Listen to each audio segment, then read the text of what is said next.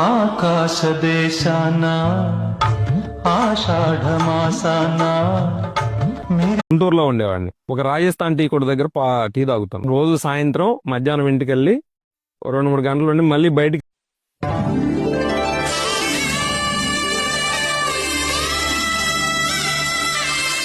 స్నానం చేస్తాడు మనిషి, తాగే మనిషి స్నానం చేస్తాడు. మామూలుగా తినండి అబ్బో వ్రతం, సత్యనారాయణ వ్రతం.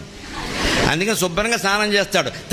ఒక పిచ్చోడు ఉంటాడు, చాలా మంచోడు. ఎవరి కష్టం చూసినా తట్టుకోలేడు. వాడి జేబులో పైసలు లేకపోయినా పర్వాలేదు, కానీ ఎవడైనా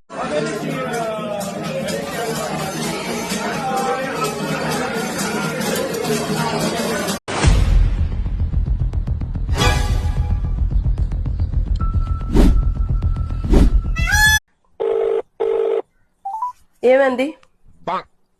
మా అమ్మతో పడిన గొడవల గురించి చెప్పాలంటే ఒకటి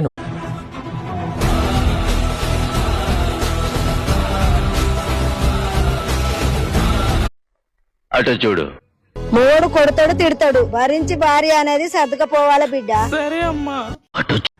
అవునా, లేడీస్ కే ఎందుకు ఫ్రీ బస్ పెట్టినారు?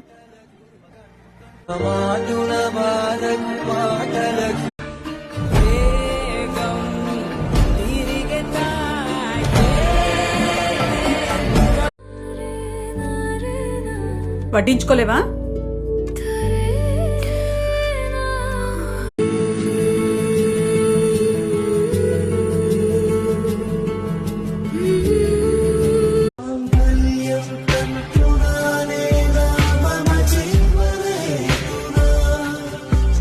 బందరుడు తెలుసా? తెలుసు. పక్కన ప్రకాశం బ్యారేజ్ తెలుసా? తెలుసు. దాని పక్కన కోలాఫ్ నగర్ తెలుసుగా? 7 స్వరాలే 7 కొండలై కలసిన కలియుగ విష్ణు పదం.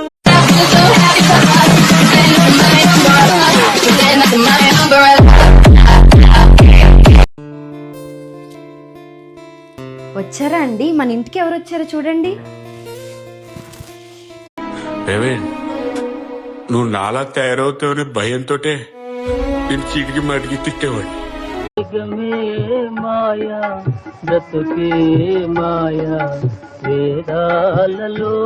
అన్యా, డబ్బులు ఎలా సంపాదించాలన్నయ్య? చాలా డబ్బులు కావాలి. ఏం చేయాలో చెప్పన్నయ్య, ప్లీజ్ అన్నయ్య, డబ్బులు కావాలన్నయ్య.